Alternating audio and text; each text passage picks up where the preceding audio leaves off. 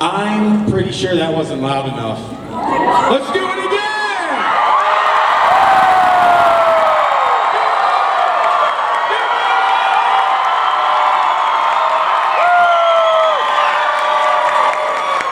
You're all being filmed, so just make sure you sign the NDA. All right, my name is Mario DeAngelis. More importantly, I'm going to have my friends introduce themselves. I'm pretty sure you know who they are. Hi, I'm Brianna McInnis, and I voice. Hi, I'm Brianna Knickerbocker, and I voice. All right. No, be sure. Like, yeah. Sure. I'm Brianna McInnis. I voice Q-Dotto. You saw I'm Brianna Knickerbocker, and I voice Canal. So, a few of you showed up. Thank you. Wait, these interpreters? And can we clap for the interpreters, please?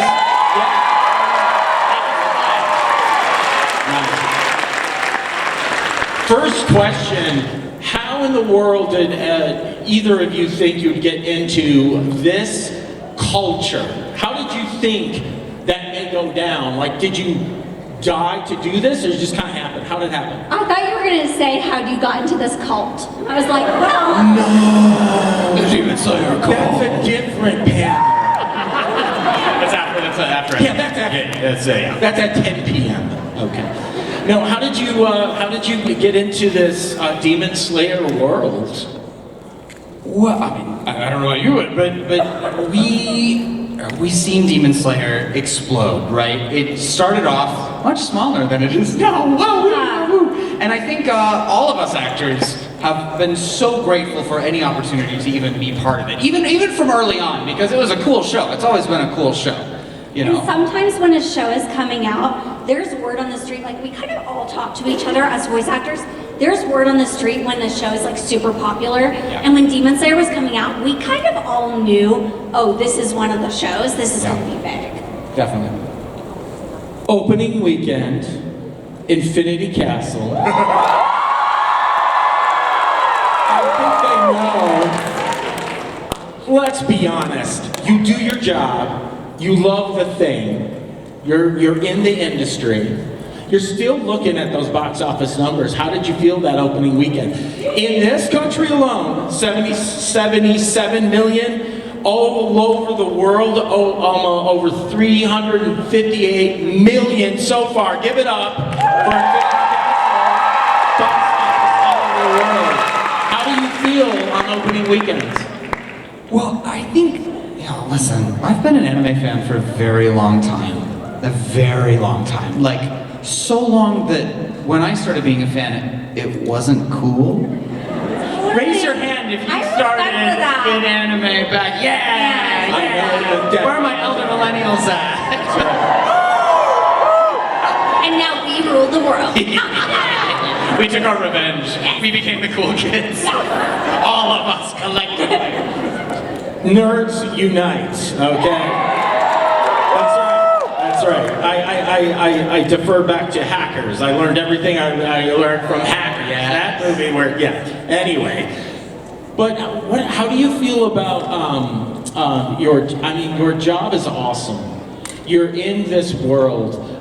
Did you research it before, or were you just kind of like, this is what I'm doing now? For anime, like voiceover? Yeah. So for the Demon Slayer, Well, I originally, it's so funny because so many people will be like, did you audition for this character? It's crazy because it's like we don't actually get to pick who we audition for. And it's kind of sad sometimes because like I never got to audition for certain things that I would have loved to. But it's like which casting director knows you, which relationships you have. And I'm really lucky, I've been, had a relationship with Bang Zoom for a while, and I was really lucky I got an audition for Demon Slayer, and I auditioned for Nezuko first, and then Mitsuri, and then I actually got offered Kanao. I never even auditioned for her. So that's, yeah. Well, it's complicated. Like being an actor, being a voice actor in LA is so complex because you're not, when you send in an audition, it's not just for that character. Right? Exactly. The casting director is looking for people to fill all kinds of roles, and they can't possibly audition every single one because there are so many. Right. So they're relying not only on your audition for that role, but every audition you've ever submitted to that casting director in your entire career. That's why taken into account. Exactly, and that's why you can get offers because Yeah. they know your work and they know what you can do. And this is a cumulative thing. Like Yes. being a voice actor, it takes years and years and years and years, and part of it is for this reason, because casting directors have to know what you can do over a long period of time, and then they slot you in. They're like, oh, this person would be great for this. Yeah. I had a different experience though. Yeah. So I moved to LA about 5 years ago, and I think the auditions for Demon Slayer happened before Yes. that, right? Definitely. Yeah. So I was not part of that first round, and I had done a few things at Bang Zoom, but the Gyutaro audition was different. I think that thing went everywhere. I think it went to multiple markets because they were really, really focused on trying to do justice to the original voice. And in this audition, they sent out, there was an MP3 with it, with Ryota Osaka's incredible performance of Gyutaro in the Japanese. And they were like, study this. And I'm like, okay. And I listened, I was like, what is this dude doing? I've never heard anyone do this with their voice in any language. Okay, and I sat there and played with it, and I learned. It's so weird. It's just weird, and I learned. Your brain is like, literally, what am I hearing? What is happening? Yeah. You know, and I learned I have a weird set of vocal cords that can do the. You're like, what's the guy in Taken? What's it, Liam Neeson? Oh, Yeah. I have a specific, particular set of skills. Yes. it was like it's my time. Yeah. My time has come. You hit on something extraordinarily important. You have the source material, and you already answered that question that I had, and a lot of people probably had. They do sit you down and show you the original source material. Is that correct? Yes, we preview every single line That's before what we I record thought. it. Yes. To get our context. Oh yeah. Let's talk about Infinity Castle. You get. Spoiler alert, I think that's going to happen every time. I'm just going to keep saying Infinity Castle. You're at the table read. You're figuring it out. How did you feel when you read the script for Infinity Castle? And you're Table like, read? Was there a table read? So there are no table reads. Oh, you're about to learn about some anime dubbing right here. I'm excited. there we Yeah, it was. go. Now I'm embarrassed. It was, the Japanese music is, wow, that's called con brain, and that's a real thing. The first movie was going to be released in Japan mid-July, and then they gave the release date for the English version in the United States, September 12th. So it was this waiting game of like, oh my God, what's happening? When are we gonna record it? They haven't asked us to record it, what's going on? And then all of a sudden we get an email, and that's how it usually is, where it's like, we're recording the movie, are you available? And you're like, oh my God, okay, I guess we're doing it. So That makes sense. anime dubbing is done in a style called ADR. And And ADR. you're gonna say in a style called chaos.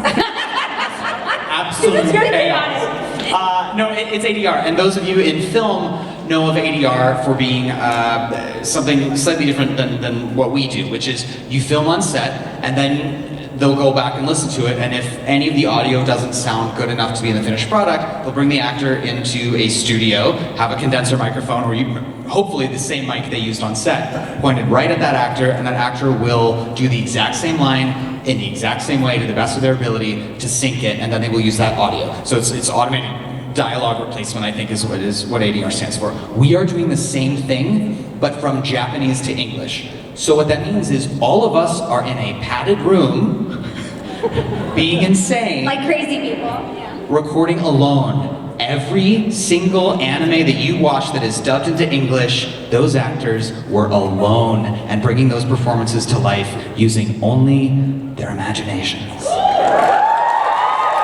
skill. It's hard to develop something. It is. Yeah. We are, I promise, going to be getting to questions shortly. I have one, and then we'll get to some fan questions. I want to switch tracks just a little. You both obviously have done live action. Is there anything you're working on right now where your fans will get to see you on screen and your face and your voice? Is there anything that you can tell us about? What you're working on right now? Well, if you say live action, that's very particular. I'm in a horror anthology series on Prime called The Nexus. That's really fun. It's just horror shorts. I'm a big horror fiend, so I was really excited to do it. So I'm in one. I'm co-starring in one of those episodes. So live action. Perfect. That's Yes. But yeah, that's not. What about you, Brandon? I'm working on a couple video games and some anime right now that I can't talk about quite yet. But if we're talking about live action, I was in a web series called Confessionals, and it's about conventions. And everyone in it, like Jeremy's in it, Bryce is in it, Michael's in it, and we all play very exaggerated versions of ourselves. Yeah. You can find it on YouTube, look for Confessionals, and just type in like Jeremy Lee or Bryce Papenbrook or Michael Tatum or whatever, and you'll find it, and it's quite funny. Highly recommend. And yeah, give it up. All right. Let's go with first question. Hi, my name is Abby. Voice actor to baby voice actor. What is your process like for coming up with an original character versus a character that has that sub, that Japanese sub like you guys have?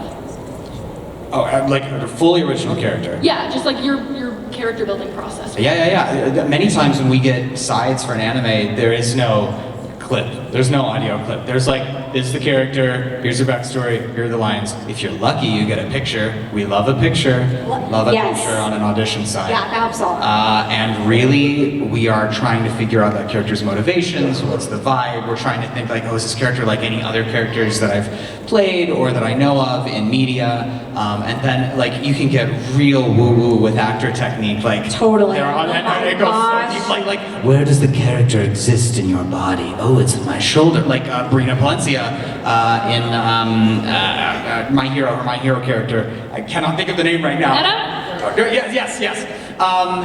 That voice for her exists outside of her body. Whoa. Yeah, fascinating, right? So all these different processes, there's all these different acting techniques that we draw from for I think we all have different processes. It's really interesting. Artwork is really important. I've always a lot of my history is like including writing, so I really let the sides, what the character says, influence as much as possible. Like, okay, what are you telling me about your personality? What are you telling? And then, honestly, maybe I don't know. It's just me, but I try to not do too much and just let myself shine through, because that's what casting really wants to hear. I think Valerie Aram calls it like your ice cream flavor. Everybody has different ice cream flavors. And at the end of the day, I'm from Pittsburgh, Pennsylvania. I have 2 little sisters. I had this history, and that's going to come through in my read. So I'm either right for the character or I'm not. So if I don't let myself shine through, so I have to just let me come through also, and then I'm right for certain characters. Yeah, I think a lot of actors get pigeonholed into trying to figure out like, what does the casting director want? Yes. Here? No, be your authentic self, and if you're right for the part, you'll get pulled in for it. Exactly. I think, 'cause there's a lot of freedom to that. There is. Well, yeah, you just let it go. Just be yourself, Yeah. and it works out, and sometimes it doesn't. Yeah. And it's funny because I did not put that together until you Right. just said that. I have a sister who is 7 years younger than me, and so I really identify with the protective nature of youth auto, and I think that had a big role to play in that audition as well. So, yeah. Amazing. It just And you can evidence. naturally infuse that into your reads. Right. You can't fabricate it. It's No. just there. Yeah, it's really interesting. It's wild. Thank you. That's so cool. I didn't know that. Next question. Good question. Hi, my name is Eddie. I was wondering, what was the hardest, most emotional scene or line you voiced in Demon Slayer? I think we know what mine was. Yeah. If you've seen the movie.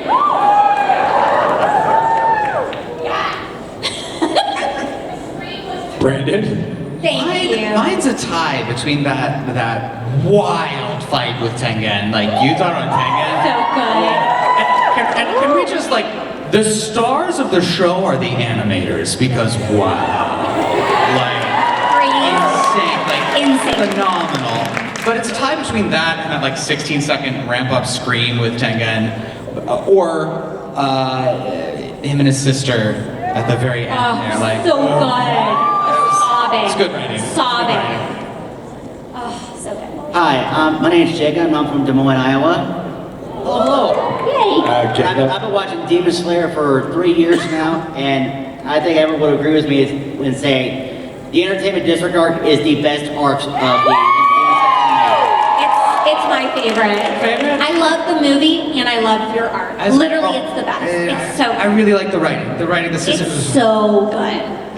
All right. So, for my question for you, if you were to bring in a big name actor or celebrity for the next Demon Slayer movie, who would you bring in? Oh my gosh, Meryl Streep. I was Meryl Streep in Demon Slayer. Yeah. Please. Oh my God, we Would got you be insane? guys. We gotta get Meryl. We gotta get Meryl.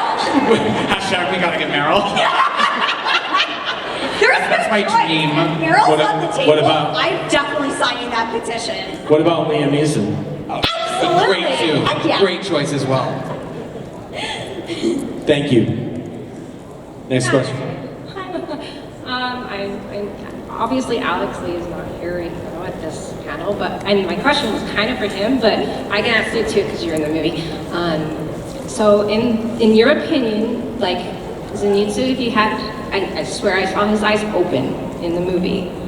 Is that like, is there in your opinion like a purpose for that? I don't know, but I will say, it's funny you say that because somebody pointed out to me, Kanao, my character at the beginning of the series, she's very traumatized, like dissociating from herself, she can't even talk. Her eyes are drawn differently than by the end of the show as she wakes up inside.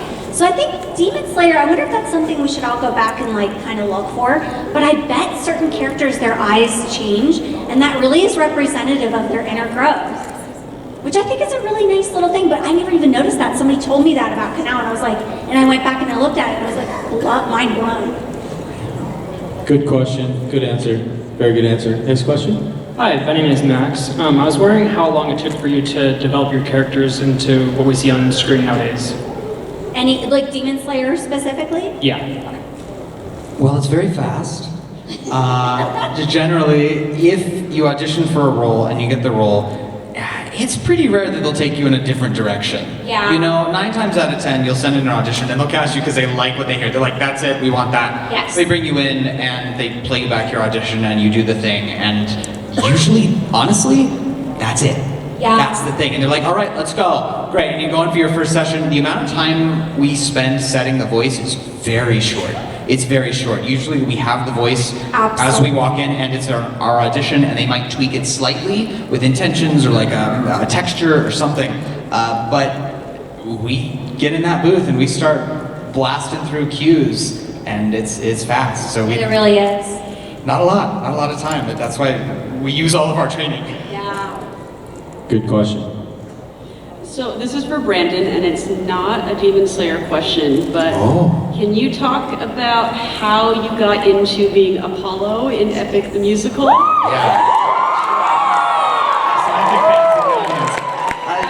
Yes. Thing about being an Ilium. Yeah, yes, I will talk about that. Yeah, first of all, thank you so much for everyone who is a fan of Epic. That turned into quite the phenomenon. When I got into Epic the Musical, it was 2021, and Jorge came across my For You page, and I was like, oh, this is cool. This needs like comments, and I was like, rooting for you, what a cool concept. Like, this is neat. And then he was auditioning, and I was like, yeah. I'll audition. A lot of fans have come to my table and said like, oh, did you know someone? Did you make a call? And I was like, no, I never auditioned like everyone else, you know? If you go on my TikTok page, you can go back, you can find my audition for Antinous, and I was not the right voice for Antinous, but I was the right voice for Apollo, and Jorge heard that, so always audition. All of you, if you get the sides, you always turn in the audition. That's the lesson. So yes, and then it has turned into wild thing. Like my Spotify listeners went from I think, like 70,000 monthly to like it spiked to over 1 million. What is happening? What? Phone go brrr, you know. It was very intimidating actually. I was like, what do I do? Ah! You know. So yes, Ilium is in its very early days. Everyone. It took Jorge a minute to write Epic the Musical. So we do not know what that's going to look like. I would love to be part of Ilium. If Jorge decides to have me back, I would love to reprise. But as of yet, we don't know exactly how that's going to manifest. But I'm so excited to see what he does with the project, and can't wait to see what's next. Thank you. Next question. So this one is for, now I forgot your name, I'm sorry. It's okay, Brianna. So Brianna, I have a question. When you first met Tanjiro in Demon Slayer, and he convinced Kanao to stop using the coin, how did that make you feel? I just knew that it was kind of the little trick that Kanao needed to wake up her heart. So like he had her flip the coin, but with the stakes of it's going to decide whether she follows her heart or not. And she had never even thought that she could ask that of the coin, that she could ever even follow her heart. What is her heart? What is her heart saying? So I just thought it was a really, really precious, big moment, and that's where everything changed for her. It was very exciting. Thank you. Good question. So this question is for both of you. In Demon Slayer, who is your favorite character aside from yourself? So mine are actually you and Erica Lindback's character. Oh, Yutarondaki? Yeah, I wasn't joking. Entertainment District arc, I thought was just like literal fire, just absolutely insane. And you had like the backstory with your demons, everything was just everything. Oh, that's so kind of you. I thought the writing was so good on that. It was, yeah. Mine. You have to say Kanao now. Here, let me slip you a collar belt. The eyes. I wish I knew. I'm so. We're gonna talk. I wanted to hear about your like motivations and stuff on this character because I know you've gone so deep with that character. I can tell. Like even how you answered that last question, I was like, yeah. We're gonna talk. I'm gonna do like the flashy bro answer, and I'm so sorry, but you'll understand. Check it, so cool.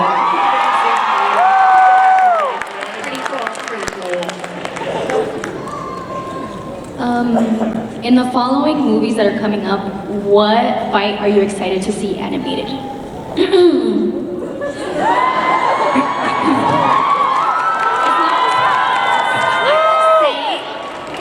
I'm just saying, you ain't seen nothing yet. So. No crowds. Hold my beer. Good question. Next question. Hi, my name's Ruby. I've been watching Demon Slayer for a couple years, and I just want to thank you guys for like all that you guys do. And my question was like, if your characters had like a swap role, so if Kanao was a demon and Gyutaro was a slayer, how would you think that would play out? Oh, I want to see Kanao as a demon. That'd be so cool. Did you know I saw a YouTube short? I don't know if this is true. I didn't check my sources, but somebody did a video and they were talking about the original story of Demon Slayer, and Kanao was supposed to be a bad guy. How fun. I don't know if it's true, but look it up. It was interesting. I was like, this is some interesting lore. But I want to see Kanao as a demon. That'd be so cool. That'd be super cool. That was definitely not the case for Gyutaro. Yeah. Gyutaro was not supposed to be a Hashira. Can you imagine? No, I cannot imagine. It's hard for me to imagine. I think there would be like a moral and ethical conflict. Yeah. Gyutaro, A little bit. he'd need a lot of therapy, I think, to be a Hashira. Yeah, and probably a shower. Yeah, talks about hygiene, Oh my Thank you. Good question. Next question. My name's Connor, and I was just, this is a shout out to Ray Chase too. What was the funniest part of voicing your characters? When Tanjiro put the teacup on Kanao's head. So Erica Lindbeck and I have been friends for a while, and when we were cast in the Entertainment District arc, we had been playing Dungeons and Dragons for a year and a half. Yes. So we had already had several emotional scenes in our D&D campaign, and then we hop on a call, and she goes, "Brandon, are you the brother?" Wait, what? And of course my actor is like, oh, NDA. And I'm like, wait, I'm NDA too. Wait, hold on, okay. Yeah. And like, yes. She's like, oh, that was wild, right? So any chance that Erica and I have like back and forth, like Daki and Gyutaro, I had so much fun with because it was just, we had so much experience acting off each other in a Dungeons and Dragons campaign. So yeah. That's a great answer. That's a great answer. I was, It's meant to be. was. All right, go ahead. I was wondering if you could have anyone else in the cast voice your characters, who would it be? And if you could voice any other character, who would it be? Oh my gosh. It's hard. These are all hard questions. I know. What did you think of? Yo, I want Fred Tatasciore to be Gyutaro. I want Channing Tatum to be Canal. That would be insane. I want to hear that. No, wait, I want Meryl Streep to be. We need Meryl. Dead. And I want to voice Canal now. And you voice Gyutaro. I get the voice. You can voice Gyutaro. Oh, okay. Oh, Tengen. I want to hear you as Tengen. Dead. Liam Neeson. Liam Neeson. Wow. Go ahead. What was the most challenging aspect of voicing your character, and how did you overcome it? I don't know, you first. Yeah. Mine's like, I know exactly. Okay. The hardest part about my character was the technical aspect of it. That's a weird voice, y'all. The human voice is not meant to do that. Or any extended Have period you of heard time. it? Yeah,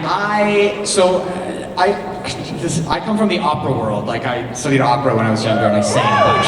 Yeah, opera! Woo! C'est bon. Like vocal health, I'm very like nerdy about vocal health, and so when I started doing like video game voiceover, I was like, what are we doing?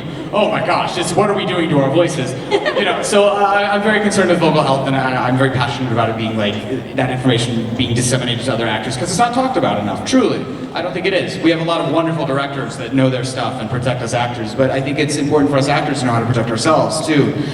So with this role, with Gyutaro, yes, it was very difficult to deliver these emotional performances with this technical aspect of the voice, but also there was a big concern of vocal damage with Gyutaro's voice, especially with the screaming. It's very textured and it's very weird and it's very unnatural.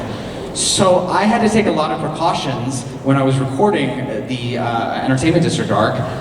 One of them was, I told my agent, if I book a Demon Slayer session, nothing else that day. I am booked out the entire day. I'm sleeping in, I'm hydrating, I'm eating, and then after every single session, 2 hour max. Oh my god. Yeah, yes, yeah. It was, they were fine with it, it wasn't a problem. They were like, we get it. Yeah. But after every single session, I would not speak for the rest of the day to allow the swelling to go down. And because of that, I had no damage, my range is fine. That role did not hurt me in any way because I was proactive about it. And I encourage every other hard though, it's hard.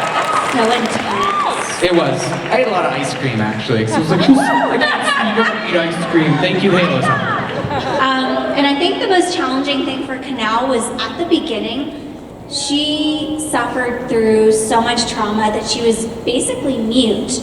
And she actually narrates her backstory, and she talks about the abuse and hearing the snapping sound, and she never felt pain again. The level that I had to get to disassociate from my own body and to literally it was so intense, and I felt a lot of responsibility because I had to do that in just so many words. Yeah. So I really took that seriously, and it was really challenging. Did you have, okay, quick tangent. So my self-care while recording was Halo Top Ice Cream. What has your self-care been on your Demon Slayer journey? Spamming my sister with memes of spoilers. Nice.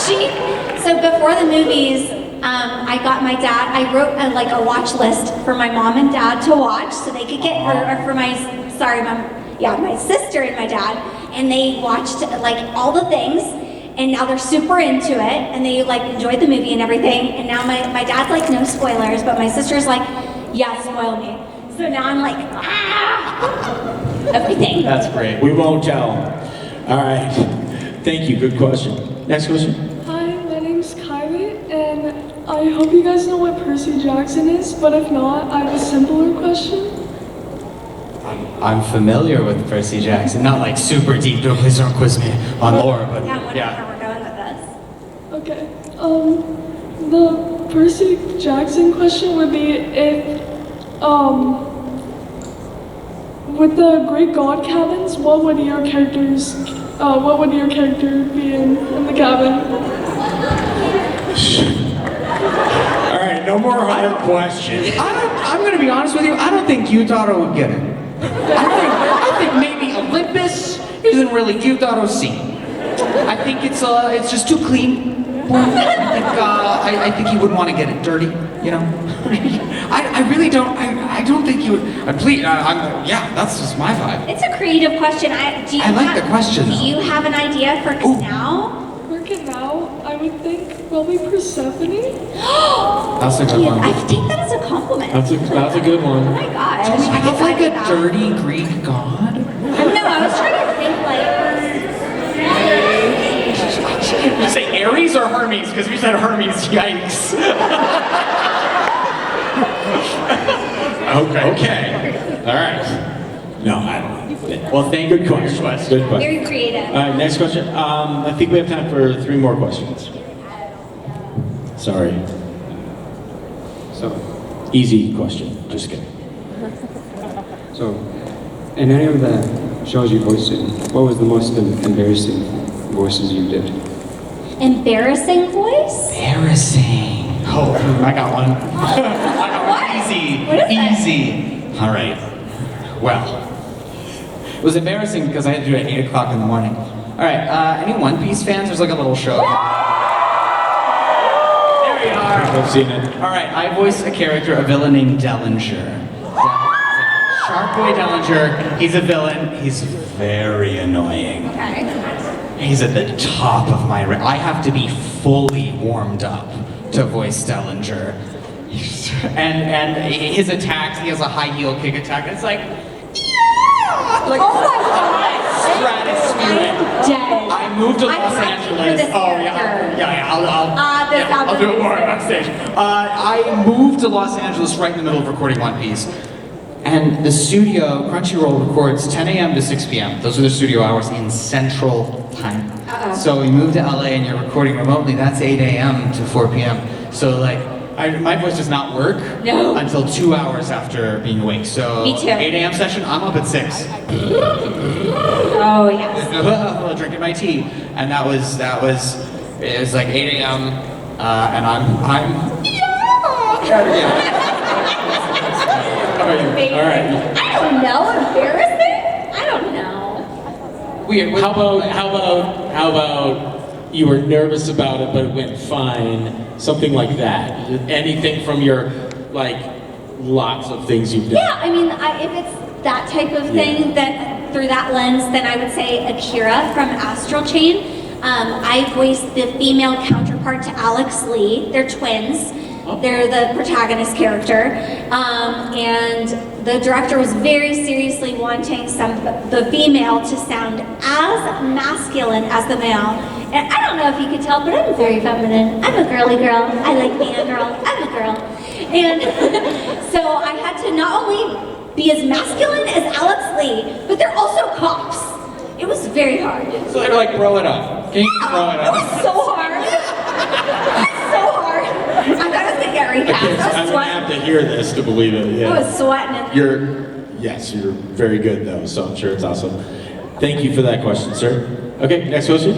So, 2 more. my name's Tony. I just had to say, with the release of the Entertainment District Arc and Infinity Castle, I feel it's been the best representation of speed and dedication of training since Dragon Ball Z. So, and then the question for me would be, if you could create your own breathing technique, what would it be and why? Oh, this is fun. Oh, this is fun. What I really love, I love matcha. Matcha breathing. Matcha breathing. 5th form. Matcha latte. No. Yeah.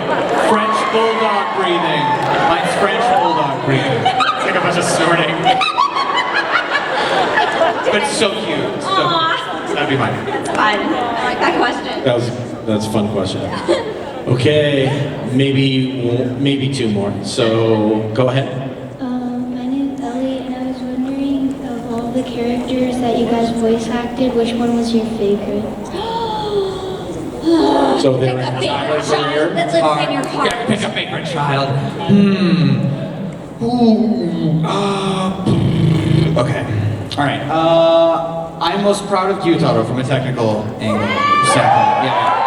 But I think like the one that makes. Oh gosh. If anyone speaks Japanese in here, it makes my heart go kyun. It's like yeah, that's the feeling. Ooh, that's the feeling. That's the feeling of this word. Given. There's a show called Given. You've heard of it. Good.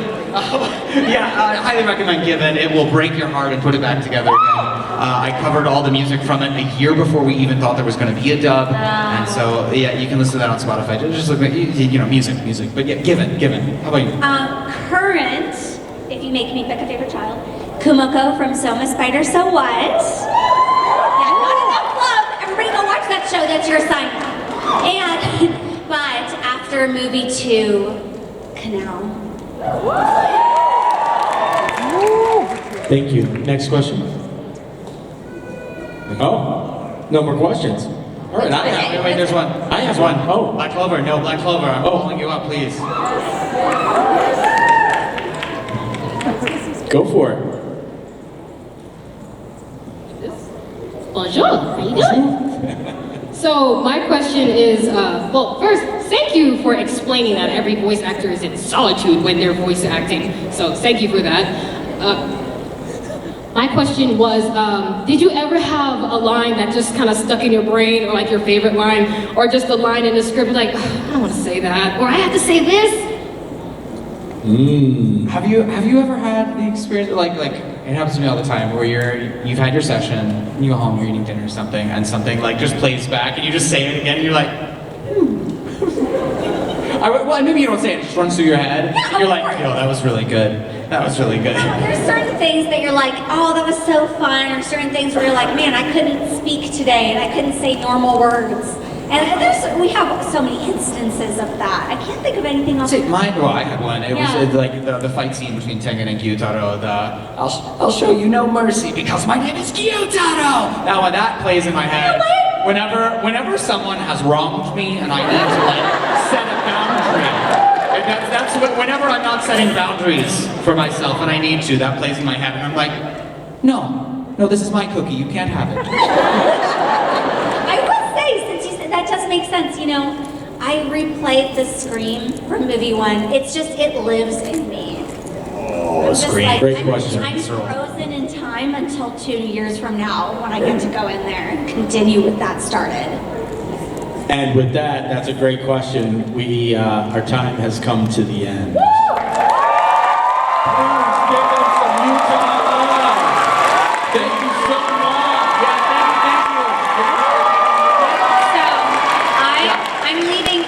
I'm only here 11 to 2 tomorrow. So if you want to come chat, get an auto. Grab a friend. I'm out by 2, so come try to get as early as possible. Go see her first, then come see me. I'll be here all day tomorrow. All right, let's give it up one more time. Thank you so much. Are we doing a picture? What's that? Somebody said we're doing a picture. I think. Yay! All right, the picture. One more time, guys. Please give a huge round of applause.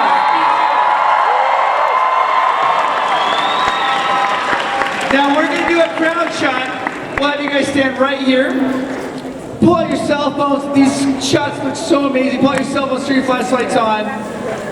By the way, they can still hear you. Can you give another round of applause, everybody?